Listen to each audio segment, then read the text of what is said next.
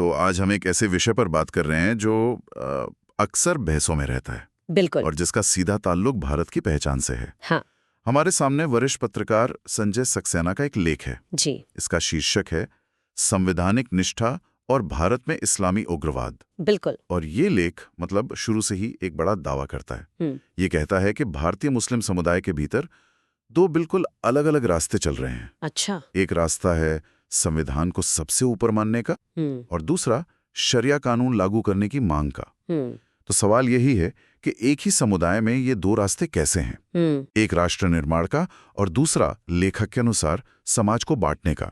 चलिए इसको समझते हैं। बिल्कुल। और जो बात इस लेख को खास बनाती है वो ये है कि ये से सिर्फ एक मतलब धर्म या राजनीति की बहस नहीं मानता। लेखक इसे सीधे सीधे राष्ट्रीय सुरक्षा और समाज में जो आपसी मेलजोल है उस नजरिए से देख रहे हैं। वो ये समझने की कोशिश कर रहे हैं कि इन दो सोच का देश के भविष्य पर आखिर असर क्या हो सकता है। ओके, तो लेख की शुरुआत ही एक बहुत बड़े और कह सकते हैं गंभीर दावे से होती है। लेखक उस समूह की बात करते हैं जिसे वो कट्टरपंथी कहते हैं। और ये सन्ना थोड़ा चौंकाने वाला है, लेकिन उनका कहना है कि ये समूह ना सिर्फ संविधान को मानने से इनकार करता है बल्कि शरिया का राज चाहता है। हाँ बिल्कुल, शरिया का राज चाहता है। तो इसका असल में मतलब क्या है? देखिए, लेखक के हिसाब से इसका मतलब बहुत गहरा है। ये सिर्फ एक वैचारिक मतभेद नहीं है। अच्छा। वो कहते हैं कि ये समूह देश के बने बनाए कानूनी ढांचे, यहाँ की अदालतों पर, न्याय व्यवस्था पर ही भरोसा नहीं करता। उनकी वफादारी एक तरह से देश के संविधान के बजाय एक बाहरी धार्मिक कानून के प्रति है। लेखक के अनुसार ये एक ऐसी स्थिति है जहाँ देश के भीतर ही एक समानांतर व्यवस्था बनाने की कोशिश हो रही है। और लेख में कुछ मौलाना, मौलवियों और नेताओं का भी जिक्र है। कहा गया है कि वो जिहाद के नारे लगाकर खून खराबे की बातें करते हैं। यहाँ जिहाद का मतलब क्या है? क्योंकि इस शब्द के तो कई मायने निकाले जाते हैं। ये बहुत जरूरी सवाल है और लेख इस पर रोशनी डालता है।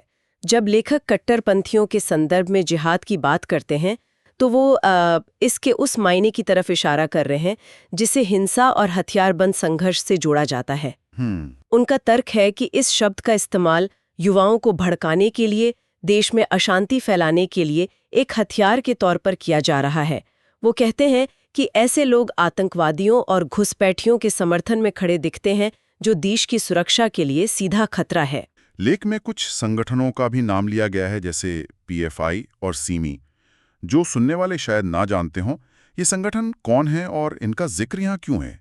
देखिए, लेख में पीएफआई यानी पॉपुलर फ्रंट ऑफ इंडिया और Simi students Islamic movement of India, इनका उदाहरण दिया गया है। जिन्हें सरकार ने बैन किया था। हाँ बिल्कुल, जिन्हें भारत सरकार ने कट्टरपंथी और गैर कानूनी गतिविधियों के आरोप में बैन किया था। लेखक इन्हें इस कट्टरपंथी ट्रेंड के सबसे बड़े सबूत के तौर पर पेश करते हैं। अच्छा। उनका तर्क है कि ये संगठन बेतौर पर तो मतलब सामाजिक काम करने का दावा करते थे, लेकिन असल में वे युवाओं का ब्रेन वॉश करके उन्हें कट्टरपंथी के रास्ते पर धकेल रहे थे। ये एक गंभीर आरोप है जो लेखक लगा रहे हैं और इसी से जोड़कर घुसपैठियों की समस्या का भी जिक्र है। हाँ, लेखक रोहिंग्या और बांग्लादेशी घुसपैठियों की समस्या को सिर्फ एक मानवीय मुद्दा नहीं मानते। वो इसे इसी बड़ी तस्वीर का हिस्सा बताते हैं। उनका तर्क है कि ये अवैध घुसपैठिए अक्सर कट्टरपंथी विचारधाराओं को फैलाने का आसान जरिया बन जाते हैं। ये उन इलाकों में बसते हैं जहां पहले से गरीबी है और वहां के माहौल को और बिगाड़कर सामाजिक ताने बाने को नुकसान पहुंचाते हैं। तो ये तो बहुत ही मतलब चिंताजनक तस्वीर है। सुरक्षा एजेंसियों की रिपोर्ट का हवाला देते हुए लेख कहता है कि ये राष्ट्रीय सुरक्षा के लिए एक टाइम बॉम्ब जैसा है। लेकिन क्या ये पूरी तस्वीर है? क्योंकि अगर भारत में सिर्फ यही एक कहानी चल रही होती तो देश का सामाजिक तानाबाना तो कब का बिखर गया होता। क्या लेख इसके दूसरे पहलू पे भी बात करता है? बिल्कुल, और यहीं आकर लेख एक बहुत अहम मोड़ लेता है। अच्छा। ये सिक्के का दूसरा पहलू दिखाता है जो उतना ही सच है लेकिन शायद उतना शोर नहीं मचाता। लेख कहता है कि मुसलमानों में एक बहुत बड़ा, एक विशाल बहुमत ऐसा है जो दिल से संविधान का सम्मान करता है, जो न्यायपालिका को सर्वोच्च मानता है और जिसकी पहली वफादारी भारत के प्रति है। तो फिर इनकी आवाज सुनाई क्यों नहीं देती? लेख में कहा गया है कि कट्टरपंथियों के शोर में इनकी आवाज दब जाती है। और ये क्लासिक दुविधा है। लेख इशारा करता है कि विवाद और गुस्सा हमेशा ज्यादा ध्यान खींचते हैं। सही बात है। शांति और संविधान की बात करना शायद मीडिया के लिए बोरिंग हो सकता है, इसलिए कट्टरपंथियों को ज्यादा हवा मिलती है, भले ही उनकी संख्या बहुत कम हो। लेकिन ये जो खामोश बहुमत है, यही असल में भारत की ताकत है। हाँ यही, ये लोग जिहादी सोच और आतंकवाद के खिलाफ खुलकर बोलते हैं। तो इस संविधानवादी पक्ष के प्रतीक के तौर पर लेख में किसी का खास तौर पर जिक्र है? हाँ, लेख इस पक्ष को समझाने के लिए सबसे ज्यादा जोर बिहार के राज्यपाल आरिफ मोहम्मद खान पर देता है। उन्हें एक तरह से इस पूरी विचारधारा के पोस्टर बॉय की तरह इस्तेमाल किया गया है। उनके बयानों और तर्कों को लेखक ने उदारवादी मुसलमानों की आवाज के तौर पर पेश किया है। तो आरिफ मोहम्मद खान के ऐसे कौन से तर्क हैं जिन्हें लेख इतना जरूरी मानता है? लेख उनके कई बयानों का हवाला देता है। जैसे खान ने साफ साफ कहा है कि भारत का इकलौता पवित्र ग्रंथ उसका संविधान है। अच्छा। और शरिया लागू करने जैसी मांगें पूरी तरह से गैर संवैधानिक और देश को तोड़ने वाली हैं। वो कट्टरपंथियों को चुनौती देते हुए कहते हैं कि धर्म निजी मामला हो सकता है, लेकिन जब बात देश की होगी तो सिर्फ और सिर्फ संविधान चलेगा। और जिहाद के बारे में उनकी क्या राय है? जो कट्टरपंथी परिभाषा हमने पहले सुनी, क्या वो उसे चुनौती देते हैं? हाँ, और ये बहुत महत्वपूर्ण है। लेख के अनुसार आरिफ मोहम्मद खान जिहाद की नहीं, मेरा मतलब है जिहाद की एक बिल्कुल अलग परिभाषा देते हैं। क्या कहते हैं वो? वो कहते हैं कि जिहाद का असली मतलब किसी के खिलाफ हथियार उठाना नहीं, बल्कि अपनी अंदरूनी बुराइयों जैसे गुस्सा, लालच, इनके खिलाफ संघर्ष करना है।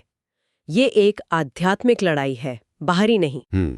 लेखक का मानना है कि खान का ये तर्क युवाओं को गुमराह होने से बचाने के लिए एक मजबूत ढाल का काम करता है। तो ये जो संविधान को मानने वाली विचारधारा है, क्या ये कोई नई बात है या इसकी जड़ें हमारे इतिहास में भी हैं? लेखक इस विचारधारा को ऐतिहासिक जड़ों से जोड़कर और मजबूत करते हैं। इसमें डॉक्टर APJ अब्दुल कलाम का जिक्र है, बिल्कुल, जो विज्ञान और राष्ट्रभक्ति के प्रतीक बने। क्रांतिकारी अशफाक उल्लाह खान का जिक्र है, जिन्होंने सरफरोशी की तमन्ना गाते हुए देश के लिए जान दे दी। और भारत के पहले शिक्षा मंत्री मौलाना अबुल कलाम आजाद का भी जिक्र है, जिन्होंने विभाजन का पुरजोर विरोध किया था। हाँ, और भारत की मिलीजुली संस्कृति की वकालत की। एक मजबूत दलील है। लेकिन क्या लेखक ये भी बताते हैं कि आज के दौर में इन महान हस्तियों का प्रभाव कट्टरपंथी नैरेटिव के सामने कुछ मामलों में फीका क्यों पड़ रहा है? ये एक अहम सवाल है और लेख इसका जवाब भारत के विभाजन की मानसिकता से जोड़ता है। अच्छा। लेखक का तर्क है कि पाकिस्तान धर्म के नाम पर बना और कुछ लोग उसी टू नेशन थ्योरी की सोच को आज भी भारत में जिंदा रखना चाहते हैं। वो ये साबित करने की कोशिश करते हैं कि मुसलमान इस देश में कभी एक नहीं हो सकते, जो कि डॉक्टर कलाम और अशफाक उल्लाह खान की पूरी जिंदगी का अपमान है। कट्टरपंथी विचारधारा को यहीं से खाद पानी मिलता है, ऐसा लेखक का मानना है। तो क्या इसका मतलब ये है कि ये विभाजनकारी ताकतें सफल हो रही हैं? लेख के अनुसार बिल्कुल नहीं। लेखक का मानना है कि भारत की संवैधानिक व्यवस्था और कानून इतने मजबूत हैं कि ऐसी कोशिशों को सफल नहीं होने देंगे। वो PFI और सिमी जैसे संगठनों पर लगे बैन को इसी का सबूत मानते हैं। सही है। उनका कहना है कि जब भी ऐसी ताकतें सिर उठाती हैं, देश की व्यवस्था उन्हें कुचलने में सक्षम है। तो फिर इस सब का हल क्या है? अगर एक तरफ कट्टरपंथ है और दूसरी तरफ एक खामोश बहुमत, तो लेख किस समाधान की ओर इशारा करता है? लेख का निष्कर्ष बहुत साफ है। वो सुरक्षा विशेषज्ञों की सलाह का हवाला देते हुए कहता है कि कट्टरपंथ से लड़ने का तरीका सिर्फ लाठी या गोली नहीं है।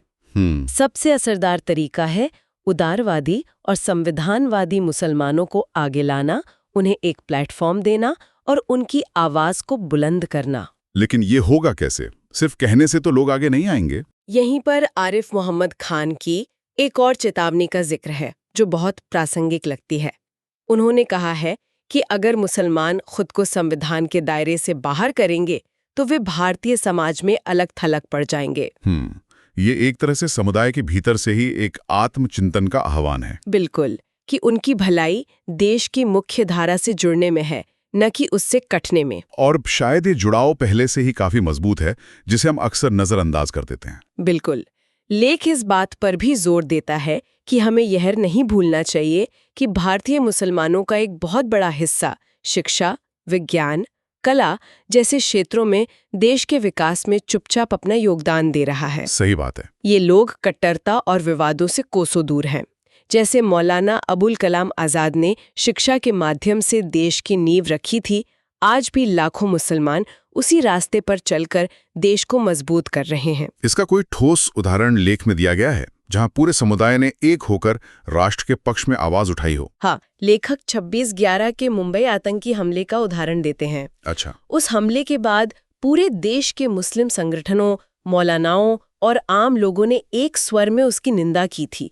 आतंकवादियों को इस्लाम का दुश्मन बताया गया था। लेखक के लिए यह इस बात का सबसे बड़ा सबूत है कि जब देश पर संकट आता है तो बहुसंख्यक मुसलमान भारत के साथ खड़े होते हैं, आतंकवादियों के साथ नहीं। तो आज की इस चर्चा से ये साफ है कि संजय सक्सेना का ये लेख भारतीय मुस्लिम समुदाय की एक बहुत ही जटिल तस्वीर पेश करता है। ये एक वैचारिक संघर्ष को दिखाता है। हाँ, एक तरफ संविधान में विश्वास रखने वाले लोग हैं और दूसरी तरफ एक छोटा लेकिन मुखर समूह है जो लेखक के अनुसार एक विभाजनकारी एजेंडा चलाता है। और इसका सार यही है कि भारत की असली ताकत उसके संवैधानिक मूल्यों और उसकी विविधता में है। लेख का अंतिम संदेश यही है कि देश की एकता के लिए आरिफ मोहम्मद खान, डॉक्टर कलाम और अशफाक उल्लाह खान की विरासत को मानने वाली उदारवादी आवाजों को पहचानना और मजबूत करना जरूरी है, ताकि कट्टरपंथ का शोर उन्हें दबा ना सके। बिल्कुल। और आखिर में लेख एक सोचने वाली बात छोड़ जाता है। ये कहता है कि उदारवादी धड़ा मजबूत होगा तो देश सुरक्षित रहेगा। यह हमें इस सवाल पर सोचने के लिए मजबूर करता है। चूंकि लेख के अनुसार उदारवादी आवाज अक्सर दब जाती है, तो समाज में और राजनीति में ऐसे कौन से असली कारण हो सकते हैं जो भविष्य में इस आवाज को या तो और बुलंद करने में मदद करेंगे या फिर इसे और खामोश कर देंगे।